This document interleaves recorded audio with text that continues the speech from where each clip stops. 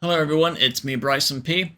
In my previous video we checked out Main Street, USA in the 1950s. So now let's check out across the pond, Denmark, 1965.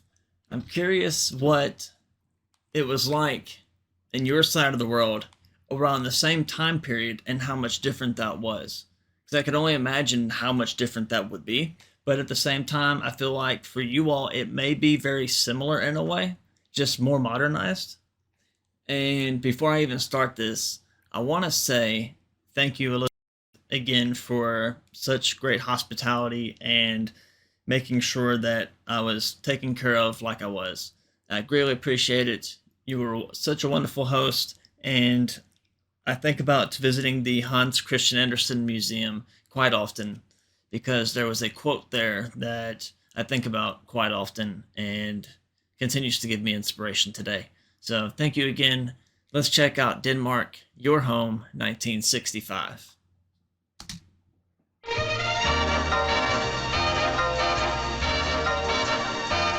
How about a ferry ride to a corner of Europe where there's a chance to change gear and park yourself in a way of life that really appreciates good food and luxury living?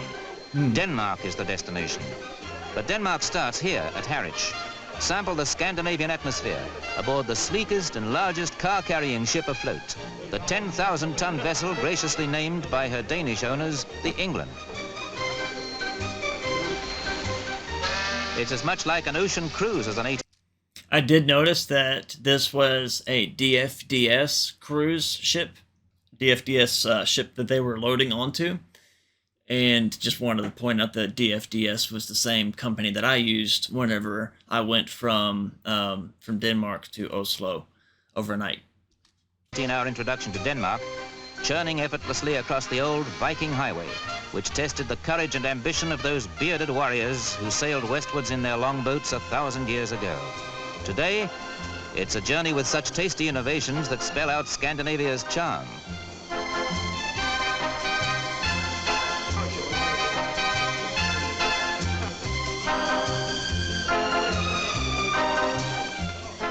Canute didn't introduce such civilized customs when he came to ransack England. In fact, it's this floating bit of Denmark called England which puts you in the mood for relaxation. So sit back and drink it all in.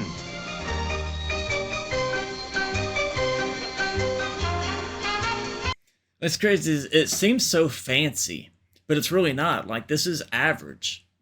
You know, this is kind of, I mean, economy class in a way. I mean, it should be from what I see, because that was close to the same level of experience and the same level of what I experienced on the ship.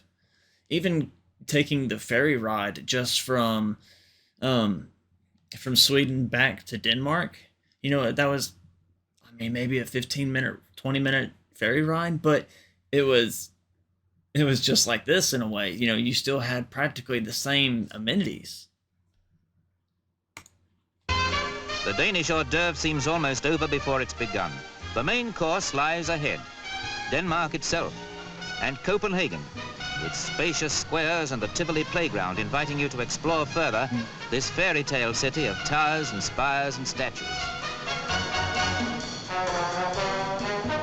I wish that I'd have got to go to Tivoli. You know, that would have been really cool, getting to go to Tivoli. But I did get to go to Bakken, if I said that correctly. I always try to say them, you know, even if it's wrong, I always am going to make the attempt. But I did go there, and that was a great experience. The fairy tale is really one man, Hans Christian Andersen, Yes. the children's storyteller who arrived penniless to become as famous as the storks he saw nesting high above the cobbled streets of Ribe, Denmark's oldest town.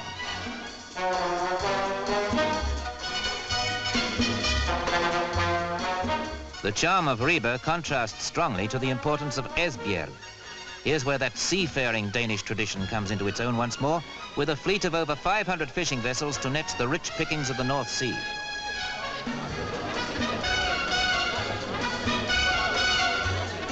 There's hard bargaining for soul and place on the Esbjerg waterfront at dawn, and you've got to mind your step when selecting the fish that will soon become a table delicacy in a Copenhagen restaurant. It's just a question of hammering out a right price with the auctioneer. Oh. So I guess realistically, that would be very similar to how they do stuff, say in the more major cities of the United States. Where what I did in my previous video, of course, I'm showing you Main Street, but I'm in a smaller town, smaller city.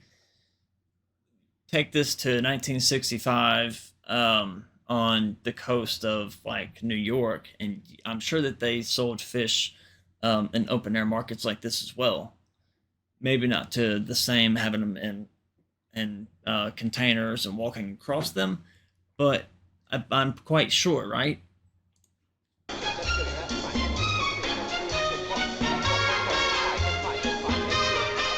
Whether it's buying or selling or just having a flutter on the favorite, the Danes keep pace with all the good things this kingdom of 500 islands has to offer.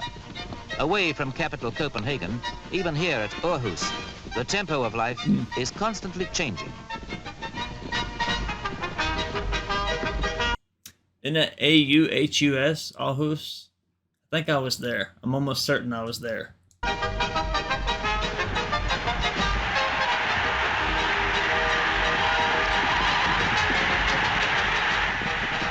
Time just seems to jog along in North Jutland.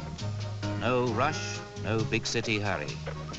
A visit to the old world village near Hostelbro is a step back into Andersen's Goose Girl days. And magically, these houses have been brought from country districts and rebuilt, brick by brick, timber by timber, on this site.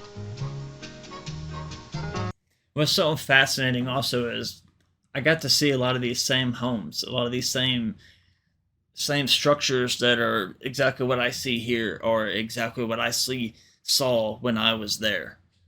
That's neat. It's fascinating to me. How the Danes love to revive their past. And they've recreated the Denmark Hans Andersen knew in an open-air museum at Aarhus. You can drink from a pump which once served 17th century farmers.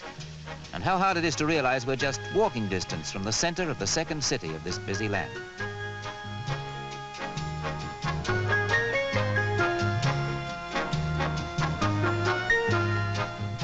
Proud symbols of craftsmanship hang above the doorways, beckoning you to explore the now silent workshops. The bookbinder's shop, the rope makers, all are faithfully recreated. So often, a roadway is a waterway because no traveler across the country can escape a ferry ride at some time or other. Water has patterned the landscape, especially here, where a 100-year-old paddle steamer chugs through Jutland's Lake District scenery. Yeah.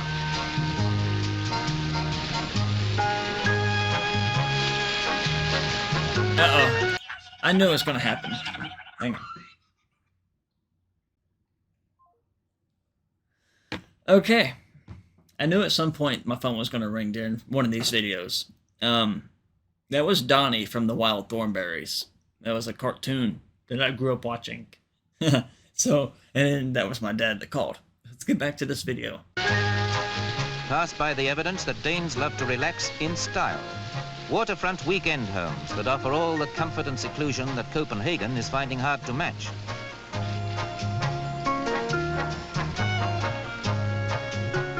Scandinavia's ultra-modern influence on our lives, its designers, its architects, surely stems from the simplicity of an age when the thatcher was a busy man. Yeah. It's still the same in some Jutland villages today.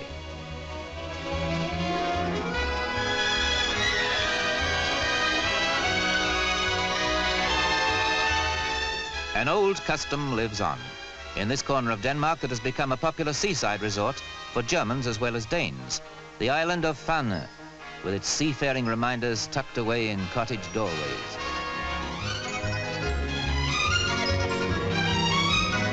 So much of this just like it portrays like a fairy tale, and I get it. I get it. I mean, I'm not in any way saying that it's not, but it's like some of these scenes just, that's where the fairy tales come from. That's where the ideas and the fantasy comes from. I see it. I see it. I see it.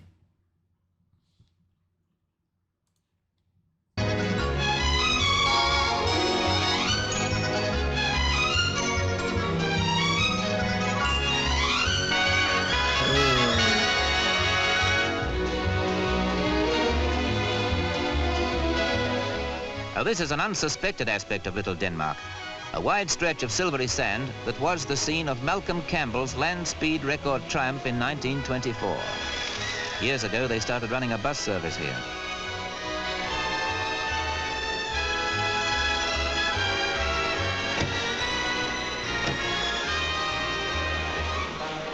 A Dutchman, of all people, founded Finland as Denmark's first bathing resort 100 years ago. Could this be the northern answer to a Mediterranean sunspot? Certainly there's room to splash around and even enjoy a game usually reserved for a green, not sandy carpet.